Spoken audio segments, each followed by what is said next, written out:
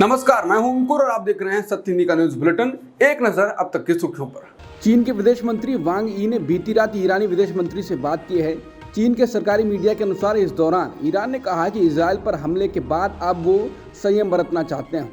Phone पर हुई बातचीत के दौरान ईरान के विदेश मंत्री हुसैन आमिर अब्दुल्लाहियान ने वांग यी से कहा कि ईरान का तनाव बढ़ाने का कोई इरादा नहीं है और हालात बहुत संवेदनशील हैं। इजरायली वॉर कैबिनेट ने इस बात पर चर्चा की है कि ईरान के ड्रोन और मिसाइल हमलों का जवाब कैसे दिया जाए। अभी तक इजरायल ने यह नहीं बताया है कि इस बैठक में कोई फैसला लिया गया है या नहीं।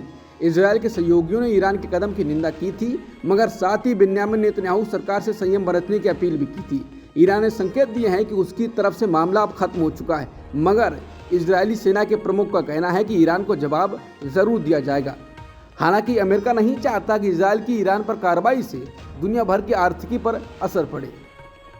राष्ट्रपति बनने का सपना देख रहे डोनाल्ड ट्रंप को झटका लग सकता है। डोनाल्ड ट्रंप पर हश मनी मामले में मुकदमा शुरू हो गया है। सुनवाई के लिए जूरी का चयन किया जा रहा है। इस मामले में पूर्व राष्ट्रपति पर उनके यौन संबंधों को लेकर खबरों को दबाने के लिए व्यावसायिक रिकॉर्ड में हेराफेरी करने का आरोप लगाया गया था। सुनवाई के दौरान जस्टिस जॉन एम मर्चन ने ट्रंप को चेतावनी दी कि अगर वो कार्रवाई में हस्तक्षेप करेंगे तो उन्हें जेल जाना होगा। उन्होंने सख्त अंदाज में कहा कि ट्रंप के खिलाफ मुकदमे की कार्यवाही उनकी अनुपस्थिति में भी जारी रहेगी। लोक सेवा आयोग के सिविल सेवा परीक्षा 2023 के नतीजे आ गए हैं। इस साल परीक्षा में आदित्य श्रीवास्तव ने शीर्ष स्थान हासिल किया है। इस परीक्षा में दूसरे नंबर पर अनिमेश प्रधान रहे हैं। डी अनन्या रेड्डी इस परीक्षा में तीसरे नंबर पर आई हैं। बीजेपी नेता सुब्रमण्यम स्वामी ने एक बार फिर पीएम मोदी पर निशाना साधा है। उन्होंने कहा है कि मोदी ने चीन के सामने रेंग कर भारत माता को धोखा दिया है। इस प्रकार 2020 से लद्दाख का 4065 वर्ग किलोमीटर खो दिया है। इसलिए भाजपा को उनसे दूरी बनानी चाहिए और बहुमत प्राप्त करने का प्रयास करना चाहिए। पार्टी की विश्वसनीयता के लिए मोदी एक लायबिलिटी हैं। आम आदमी पार्टी ने गुजरात में लोकसभा चुनाव के लिए 40 स्टार प्रचारकों की लिस्ट जारी की है। इसमें मुख्यमंत्री अरविंद केजरीवाल का नाम भी शामिल है। इसके अलावा सीएम अरविंद केजरीवाल की पत्नी सुनीता केजरीवाल भी स्टार प्रचारकों में शामिल होंगी। इसके अलावा पंजाब के सीएम भगवंत मान, आप नेता मनीष सिसोदिया और सत्येंद्र जैन का नाम भी लिस्ट में शामिल है। बीजेपी ने लोकसभा चुनाव के लिए उम्मीदवारों की 12वीं सूची जारी कर दी है। इस लिस्ट में 7 नामों का ऐलान किया गया है।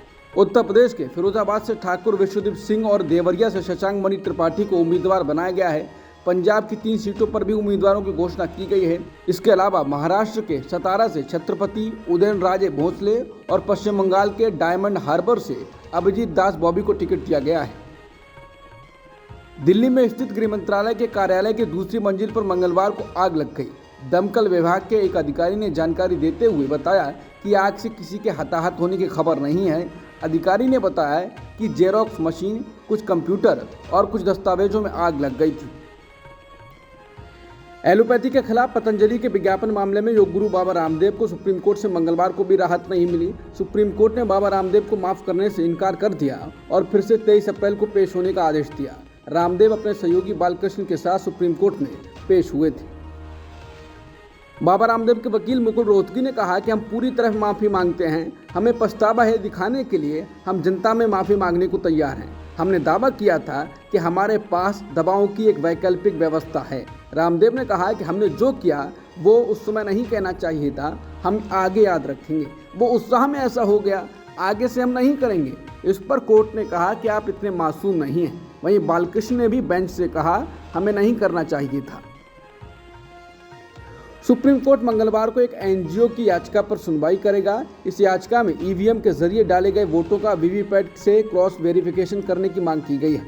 पिछले हफ्ते एडीआर की ओर से पेश वकील प्रशांत भूषण ने याचिका पर तुरंत सुनवाई की मांग की थी, जबकि वरिष्ठ वकील गोपाल शंकर नारायण ने कहा था कि चुनाव नज़दीक हैं और अगर मामले की सुनवाई नहीं हुई तो याचिका निरर्थक हो जाएगी।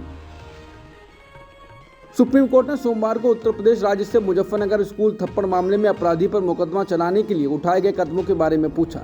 बता दें, मामला उस घटना से संबंधित है जहां मुजफ्फरनगर के एक स्कूल में एक शिक्षिका ने अपने छात्रों से एक छात्र को थप्पड़ मारने के लिए कहा था और कथित तौर पर उसके खिलाफ सांप्रदायिक गालियां दी। आम आदमी पार्टी के नेता संजय सिंह ने मंगलवार को प्रेस कॉन्फ्रेंस की, जिसमें उन्होंने तिहाड़ जेल से सीएम अरविंद केजरीवाल की चिट्ठी पढ़कर सुनाई जो उन्होंने जनता के नाम लिखी है। संजय सिंह ने कहा कि अरविंद केजरीवाल जी ने दिल्ली की जनता के लिए एक संदेश भेजा है और उन्होंने लिखा है, मेरा नाम अरविंद केजरीवाल है और मैं कोई आतंकवादी नहीं हूँ। अरविंद केजरीवाल ने भाजपा पर सीधा हमला किया और लिखा कि उनकी दुर्भावना इतनी बढ़ चुकी है कि केजरीवाल को अपने परिवार से मुलाकात शीशे की दीवार से करनी पड़ती है। राहुल गांधी ने कहा है कि अग्निपथ योजना भारतीय सेना और देश की रक्षा करने का सपना देखने वाले बहादुर युवाओं का अपमान है। ये भारतीय सेना की नहीं, नरेंद्र मोदी के कार्यालय में बनी योजना है जिसे सेना पर थोप दिया गया है। शहीदों के साथ दो तरह का व्यवहार नहीं किया जा सकता। हर व्यक्ति जो देश के लिए सर्वोच्च बलिदान देता है उसे शहीद का दर्जा मिलना चाहिए। इंडिया की सरकार बनते ही हम इस योजना को तुरंत रद्द कर पुरानी स्थायी भर्ती प्रक्रिया फिर से लागू करेंगे। राहुल गांधी ने कोझिकोड में कहा कि 2024 के लोकसभा चुनावों में केवल एक बड़ा मुद्दा है कि आरएसएस और भाजपा संविधान को नष्ट करने की कोशिश कर रहे हैं। उन्होंने कहा कि पीएम मोदी भारत के 5-6 बड़े अमीर व्यापारियों का एक साधन है। उनका काम लोगों को वास्तविक मुद्दों से भटकाना है। कांग्रेस नेता ने आगे कहा कि वो देश में किसानों के मुद्दों, बेरोजगारी या महंगाई के बारे में बात ही नहीं करते हैं। विपक्षी गुट इंडिया पर तीखा हमला करते हुए प्रधानमंत्री मोदी ने कहा कि ये चुनाव उन लोगों को दंडित करने के लिए है जो भारत के संविधान के खिलाफ हैं और देश को विकसित भारत बनाने के केंद्र के प्रयासों का विरोध कर रहे हैं। बिहार के गया जिले में एक चुनावी रैली में बोलते हुए पीएम मोदी ने कहा, ये चुनाव केवल घमंडिया गठबंधन के नेताओं को दंडित करने के लिए है। ये उन लोगों को दंडित करने के लिए है जो संविधान के खिलाफ हैं और भारत को विकसित भारत बनाने की केंद्र की पहल का विरोध कर रहे हैं। राहुल गांधी ने कहा कि अगर आपने प्रधानमंत्री मोदी का एएनआई के साथ इंटरव्यू देखा है तो क्या आपने उनकी आंखें देखी हैं? वो ग्रह पर सबसे बड़े भ्रष्टाचार घोटाले का बचाव करने की कोशिश कर रहे थे। चुनावी बॉन्ड योजना जिसके माध्यम से भाजपा को जबरन वसूली के माध्यम से हजारों करोड़ रुपए मिले हैं। चुनावी बॉन्ड योजना सबसे बड़ा उगाही रैकेट है। राहुल गांधी ने केरल में कहा कि मीडिया कभी भी इलेक्टोरल बॉन्ड योजना के बारे में बात नहीं करेगा।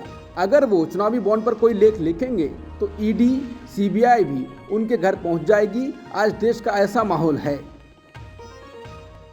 बहुजन समाज पार्टी यानी बसपा ने उत्तर प्रदेश में लोकसभा उम्मीदवारों के लिए 5वीं सूची जारी की है। इस सूची में 11 सीटों पर पार्टी ने प्रत्याशियों के नामों का ऐलान कर दिया है। इनमें 10 सीटें नई हैं जबकि एक में पार्टी ने अपना प्रत्याशी बदला है। बसपा ने वाराणसी संसदीय क्षेत्र के लिए भी अपने प्रत्याशी के नाम का ऐलान किया है। यहाँ पार्टी ने प्रधानमंत्री मोदी के सामने अतहर जमाल लारी को उतारा है।